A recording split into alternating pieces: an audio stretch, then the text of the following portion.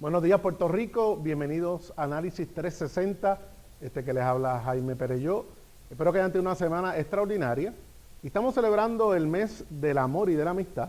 Y quiero agradecer a la buena gente de Dolce Primavera que nos han obsequiado con este arreglo, celebrando lo que es la amistad. Así que a todos aquellos que todavía están haciendo los arreglos en último momento, pueden llamar al 787-595-6652. Pero el programa de hoy es un programa muy especial, como han sido los programas anteriores, donde cogemos un tema y lo analizamos a profundidad, sin apasionamiento, para que el pueblo puertorriqueño pueda entender por qué los grupos políticos se mueven de una manera u otra. Así que vamos a hablar de la estadidad. Así que regresamos en breve con este tema tan importante.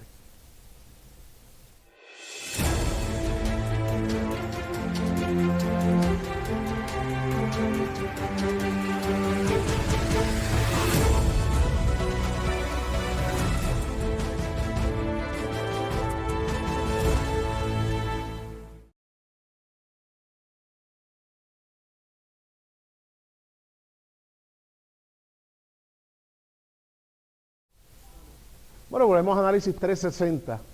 Hoy, antes de traer a nuestro invitado, una persona que todos ustedes conocen, que a mí me encierra una gran amistad con él, el pasado presidente de la Cámara, José Aponte Hernández, que no solamente fue expresidente de la Cámara, es representante por acumulación, pero también es uno de los líderes más importantes del movimiento estadista en Puerto Rico. Yo digo que habrá gente tan estadista como él, pero más estadista que José Aponte, yo no conozco a nadie.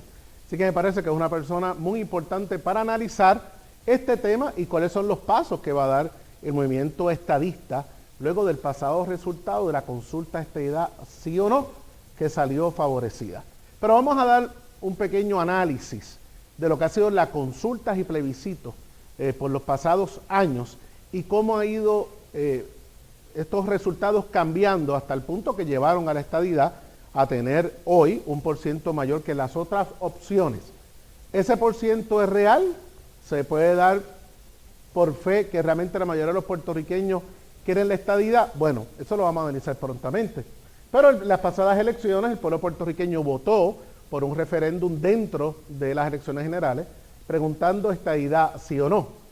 Esa consulta se dio pese a que el Departamento de Justicia de los Estados Unidos descartó validar nuevamente un plebiscito promovido por el Partido Nuevo Progresista. No obstante, la gobernadora Wanda Vázquez firmó una ley para realizar esta consulta en la cual votó una gran cantidad de los puertorriqueños. Pero esta actividad electoral ha sido el 6º plebiscito que se da en Puerto Rico para decidir el estatus de Puerto Rico o para censar al pueblo puertorriqueño sobre el tema. Aquí se dio un plebiscito en el 1967, que ha sido el único promovido por el Partido Popular, y luego se dio uno en el 93, en el 98, en el 2012 y en el 2017, todos promovidos por el Partido Nuevo Progresista y el más reciente en el 2020. El primer plebiscito en el 1967 fue bajo la gobernación de Roberto Sánchez Vilella, y ahí se dieron las 3 preguntas clásicas, que eran los grupos que habían creado la constituyente en el 52, los estadistas, los estadolibristas y los independentistas. En el 67, el 60% de los puertorriqueños votó por el Estado Libre Asociado, la estadidad sacó un 39% y la independencia solamente un 6%. Votó el 65% de los electores escritos.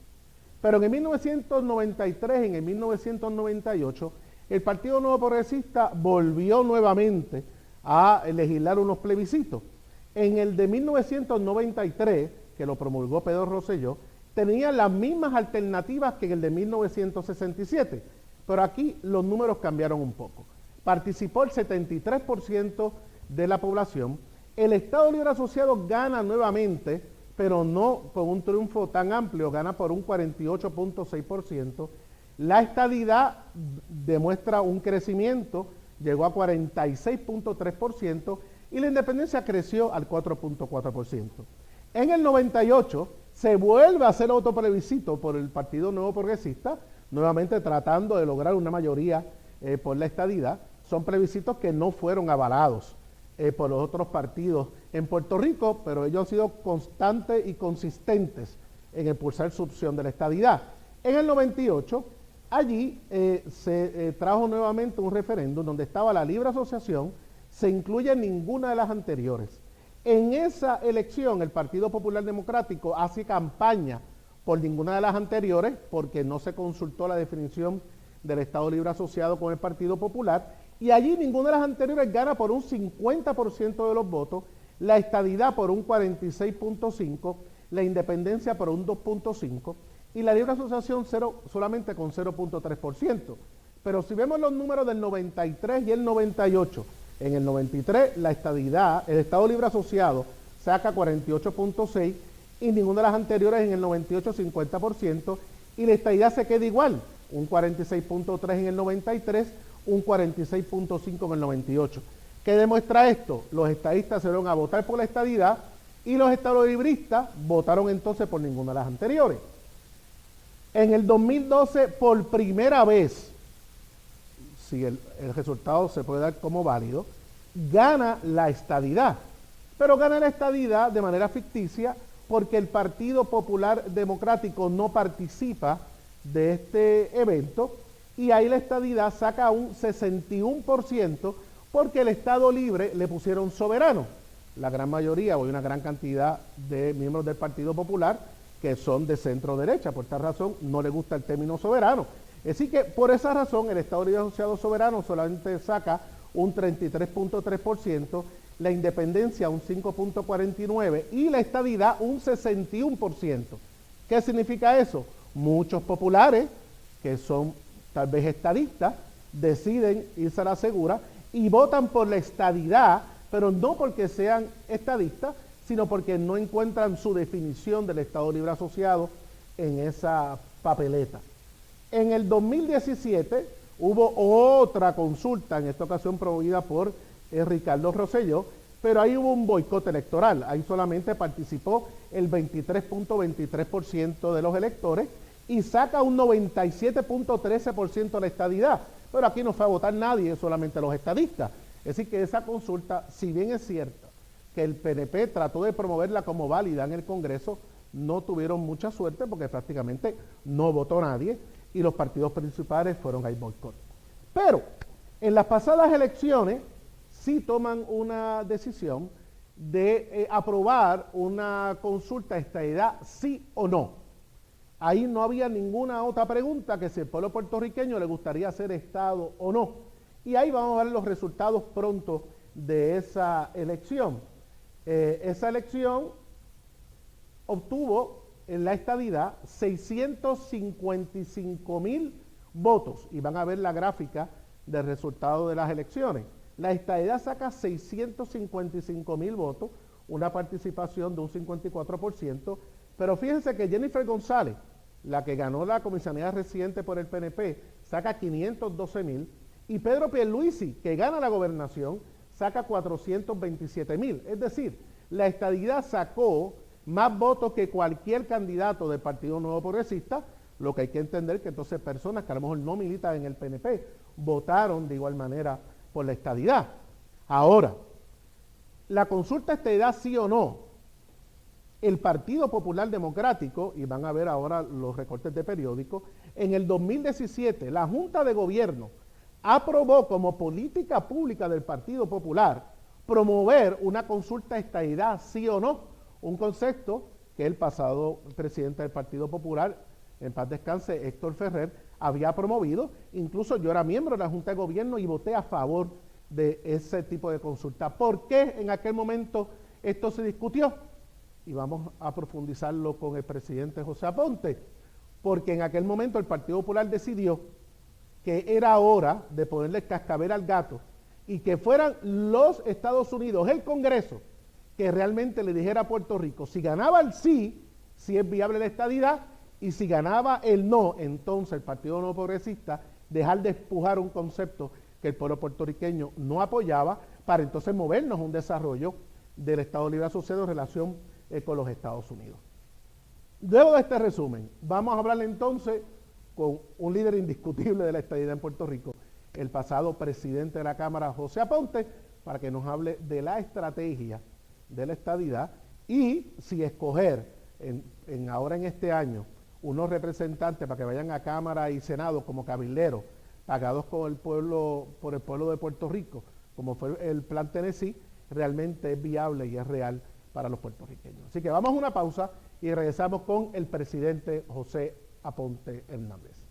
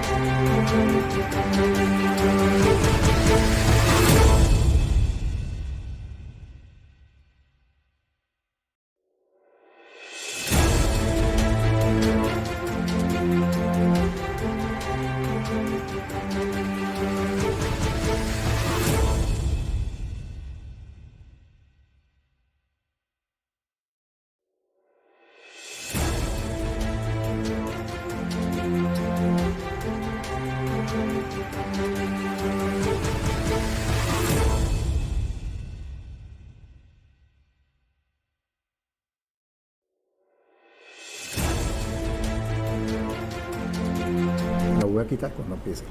Bueno, estamos en vivo. Bueno, estamos aquí, presidente. Saludos, Jaime. Me excusa, tú estás protegido ahí, pero sí, por beneficio sí. de... Para que te escuchen bien. Que me escuchen bien. Primero que bueno tenerte aquí en Análisis 360. Es un privilegio contar con tu presencia. Y más allá de la cosa política, pues el pueblo debe saber que yo tengo una relación de amistad muy cercana con José, no solamente por haber sido ambos presidentes de la Cámara, sino que en los procesos legislativos siempre fue un caballero durante mi presidencia y haber sido presidente de la Cámara pues nos unía en muchas cosas. La cosa ideológica no nos une, obviamente yo no soy estadista, yo voté que no en el plebiscito. Te lo perdiste. Pero voté. Pero te lo perdiste. Bueno, voté. Esa no la gané, pero voté. Pero voté porque me parece, igual que votaron, a mi entender, muchos populares, y conozco populares que votaron por el sí, no porque fueran estadistas, sino un poco por la estrategia que hizo la Junta de Gobierno del Partido Popular en un momento dado, que era ahora como que de empujar el carro para ver finalmente si el gas pela y si la reacción del gobierno federal era a favor o no de la estadidad. Yo hice un resumen aquí, ha sido todos los procesos de referéndum y plebiscitos y con el tema del estatus. Algunos, a mi entender, han sido más válidos que otros, pero al final del camino llegamos a esto. Estadidad sí o no, el 52% votó a favor de la estadidad, ningún candidato sacó más votos que la estadidad en Puerto Rico. Así que yo puedo entender que el liderato estadista se siente que tiene un mandato para ir a Washington.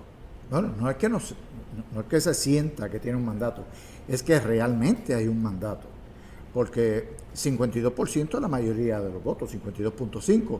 Cuando miramos lo que ha ocurrido a nivel de Washington en la presidencia, con un 51% se está aplaudiendo y se juramentó al nuevo presidente Joe Biden. ¿Por qué entonces reconocer unas cosas y otras no?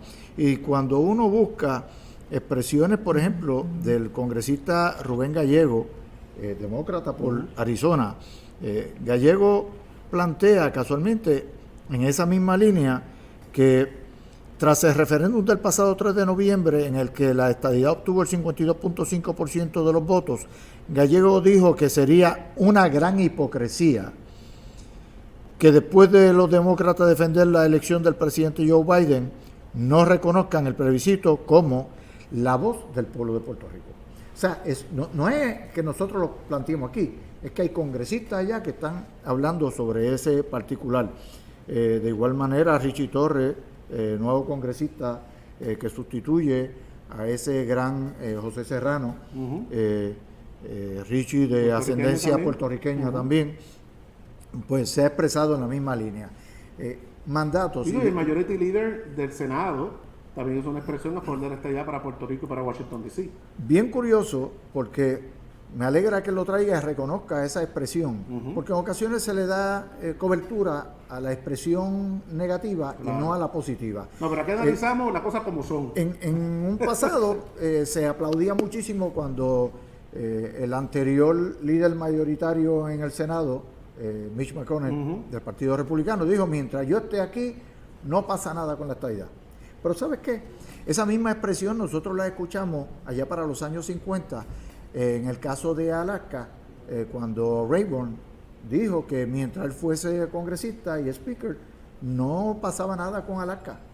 Terminó votando a favor de la admisión de Alaska. Y pasó también en Hawái con Johnson, donde Johnson decía que él no respaldaría la admisión de Alaska porque tenía una tendencia comunista y que él no iba a admitir a un territorio comunista, y sin embargo terminó votando a la admisión de Hawái. Pero más allá de la cosa ideológica, porque obviamente hay quien dice que Puerto Rico sea un estado demócrata y por eso los republicanos no lo quieren, y viceversa. Sin embargo, he visto un movimiento mayor del Partido Demócrata que acaba de ganar, supuestamente interesándole el tema de estadidad para Puerto Rico.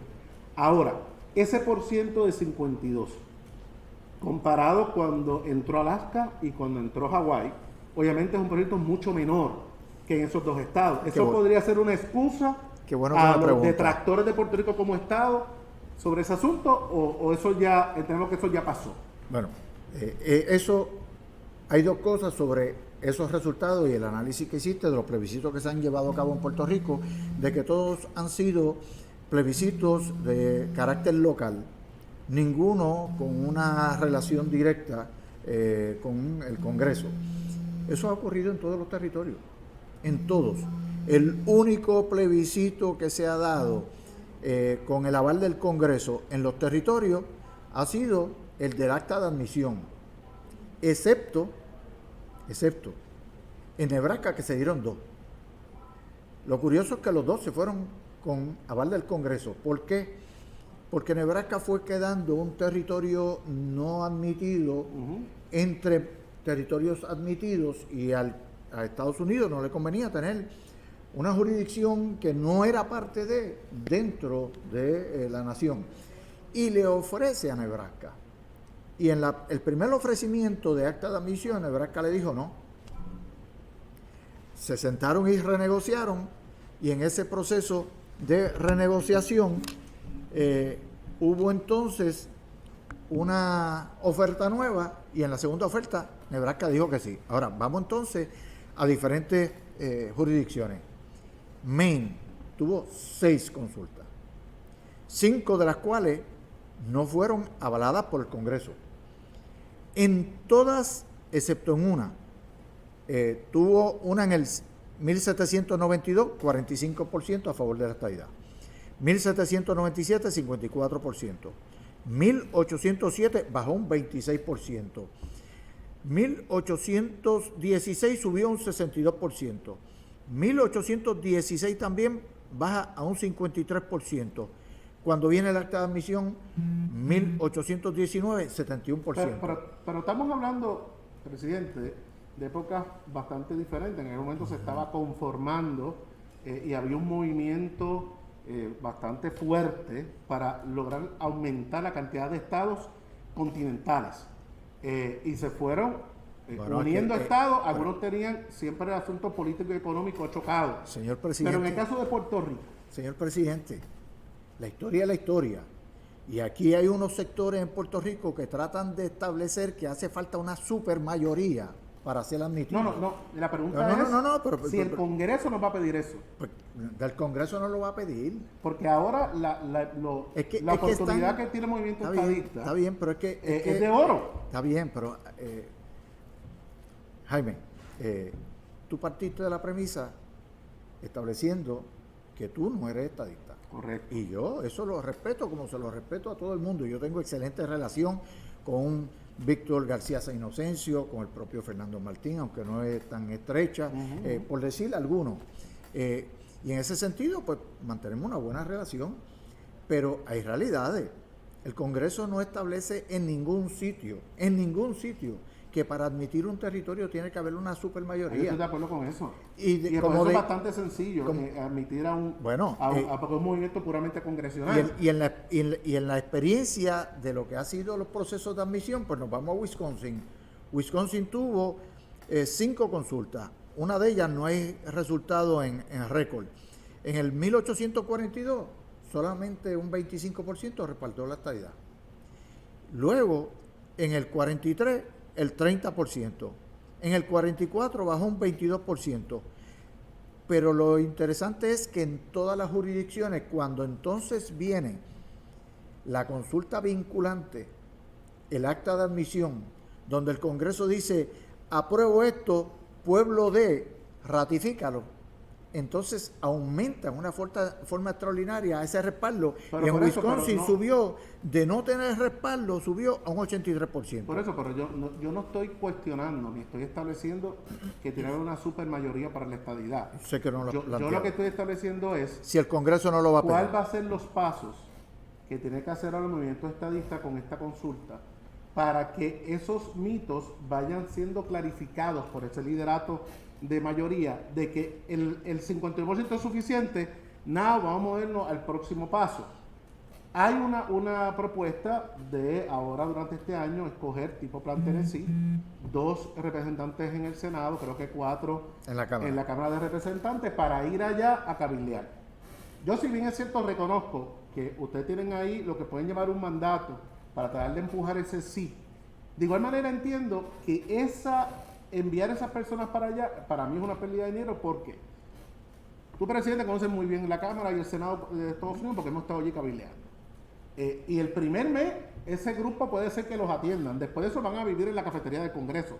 Porque si el PNP hoy tiene un gobernador, tiene un liderato reconocido republicano y demócrata electo en Cámara y Senado, ustedes pueden ir para allá, no necesitan nombrar representantes a dar vueltas por el Congreso. No, es que no van a ir a dar vueltas por el Congreso, van a ir a hacer el trabajo como lo hicieron, por ejemplo, en Tennessee, que tú lo planteas, y el último fue Alaska. Y en Alaska había un mandato claro para la admisión, para reclamar la inclusión de Alaska como un estado. De hecho, ya estaba como un territorio incorporado, lo que no aparece en Puerto Rico. Nosotros somos no incorporados por una decisión del Tribunal Supremo a principios del siglo pasado.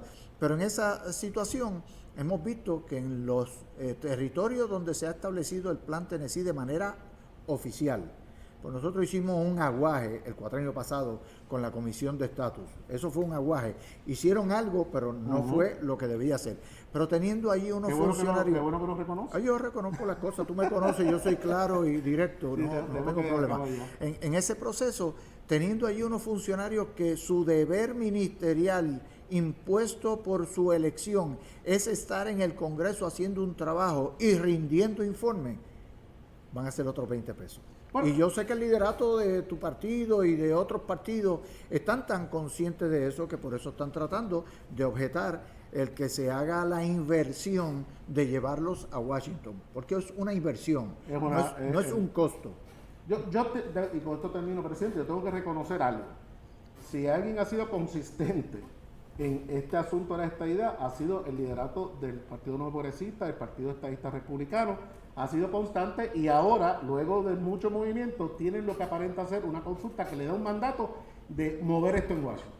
¿Cuánto es el tiempo prudente? ¿Cuánto es el momento de tirar la línea, de decir, bueno, simplemente no nos van a dar la estadidad, vamos a desarrollar nuestra relación con los Estados Unidos? Yo creo que eso lo vamos a ver en los próximos meses y años. Y esta discusión sobre la estadidad, yo creo que no va a acabar, y vamos a tener muchos programas como este. Va a acabar. Bueno.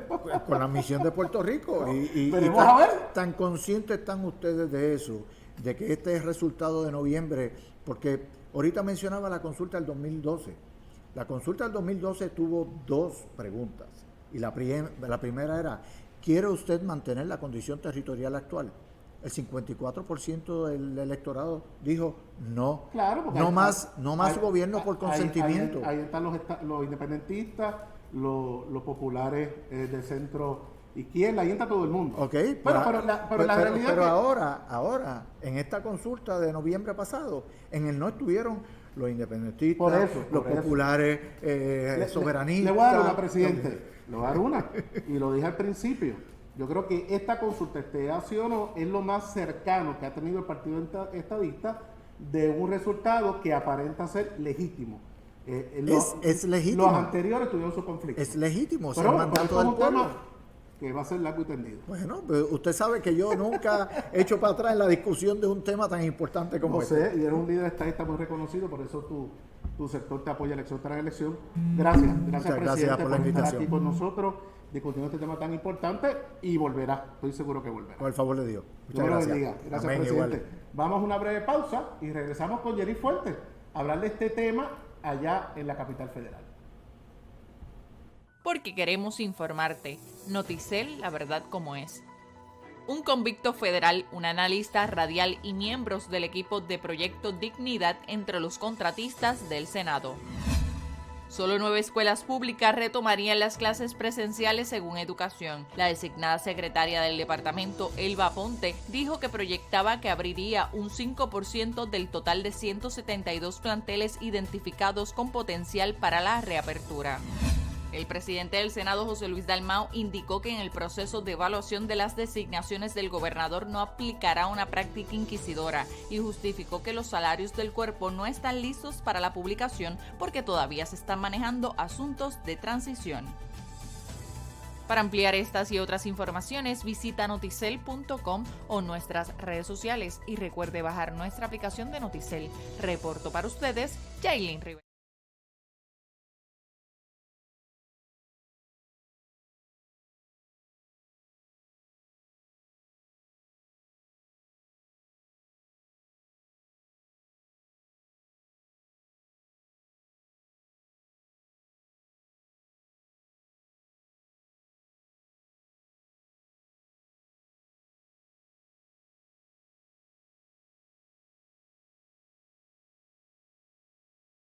Bueno, volvemos a Análisis 360, luego de esta entrevista y análisis con el presidente de la Cámara, José Aponte Hernández, que sé que hay mucho más que discutir y tenemos más programas para profundizar sobre este tema, pero tengo en línea a nuestra corresponsal de allá de Washington, D.C., Jenny Fuentes, que está todavía en Los Ángeles madrugando.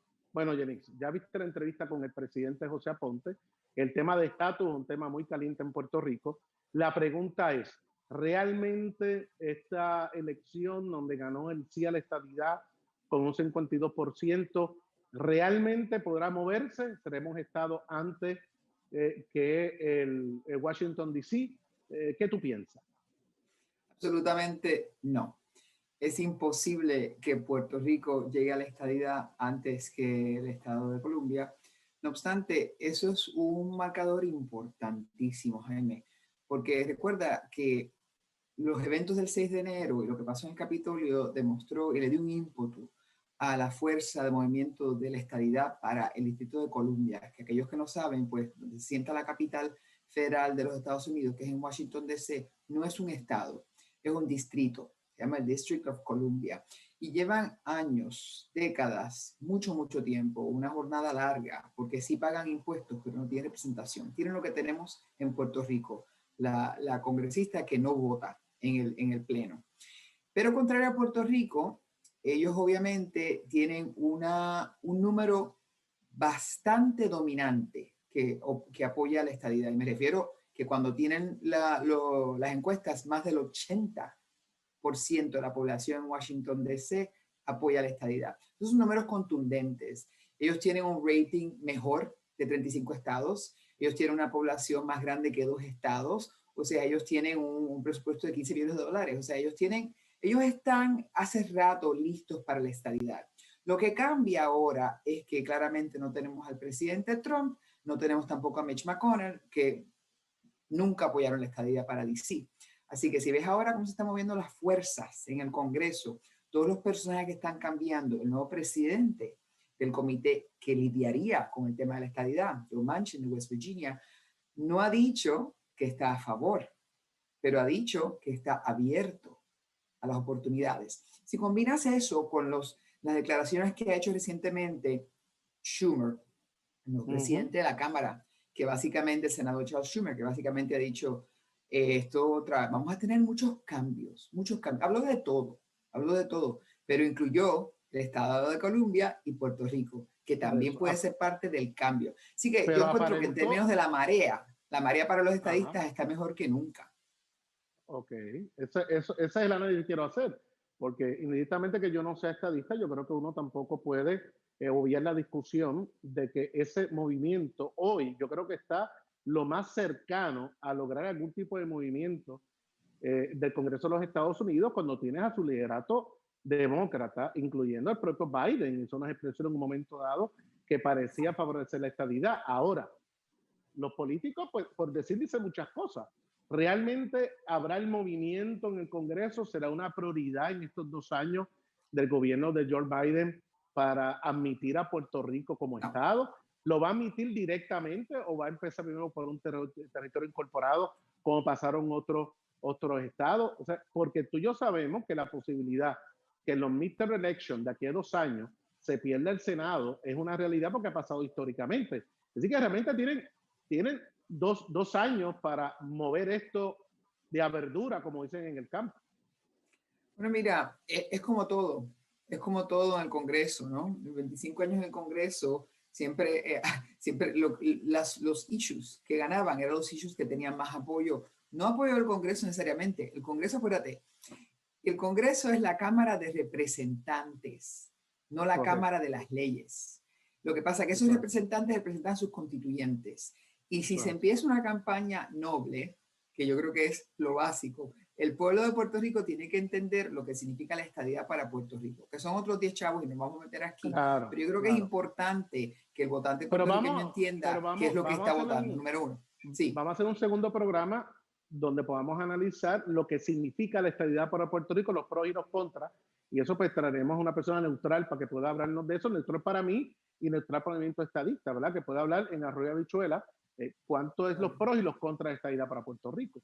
Pero tú tienes claro, son 435 congresistas, ahí no hay congresistas por acumulación, es que tienen sus distritos con sus problemas, con sus desempleos, con sus crímenes, con su falta de desarrollo económico. Igual sí, que Jaime, todo pero recuerda, existe una fuerza muy, muy, muy potente que nunca se ha utilizado para esto, que eso es la diáspora puertorriqueña.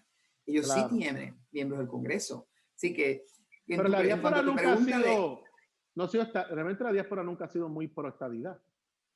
No me esta idea, pero lo que me refiero es que aunque el puertorriqueño en Puerto Rico no tiene solamente Jennifer González, el puertorriqueño acá, que es más de 5 millones, sí tiene sus representantes, que a ellos recae el peso de educar a su congresista, sea que apoye estadidad, sea que apoye independencia, sea que apoye el status quo. O sea, el representante del Congreso refleja el interés de su constituyente. Así que el que la diáspora esté callada, entonces lo empuja a la agenda hacia abajo, la agenda federal del Congreso. Así que hay muchas cosas. Ahora mismo estamos en el impeachment de Donald Trump. Tenemos otras cosas como presupuesto. O sea, Puerto Rico siempre cae último. Claro, porque bueno, ya hablamos de otro programa sobre eso. O sea, el Congreso nunca se ha movido dicho de Puerto Rico, además que tengamos una real crisis. Te voy a hacer esta pregunta y con esto terminamos.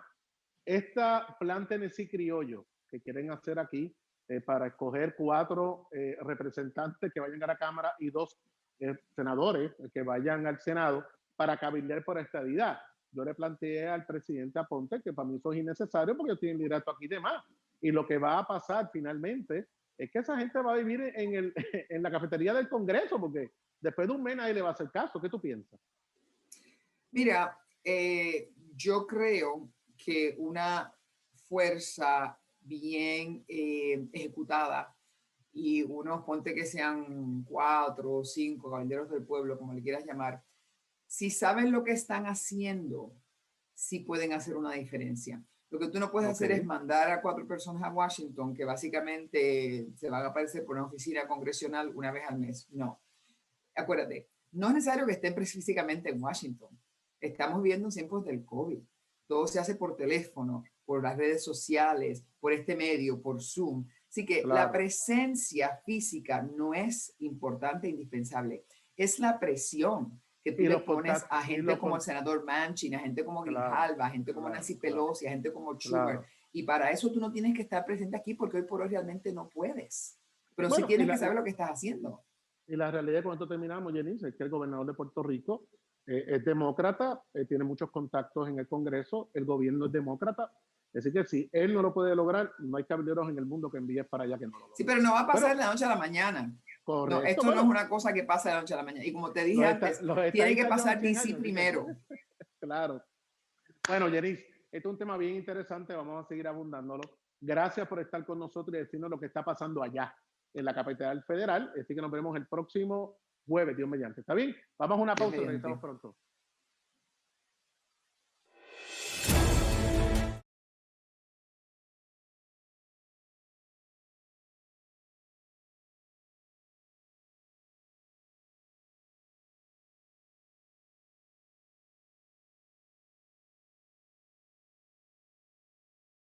Bueno, amigos, terminamos el programa de hoy. Espero que les haya gustado. Queremos analizar los temas así, a profundidad, sin apasionamiento, lo que todo el mundo puede aportar. Y el movimiento estadista tiene unos retos que cumplir y los que no creemos en la estadidad también, pero al fin y al cabo es el soberano el que tiene que mandar. Y si el soberano decide algo, hay que respetarlo. Pero nada, volvemos el próximo jueves a las 9 de la mañana con otro tema muy interesante aquí en Análisis 360. Dios me los bendiga.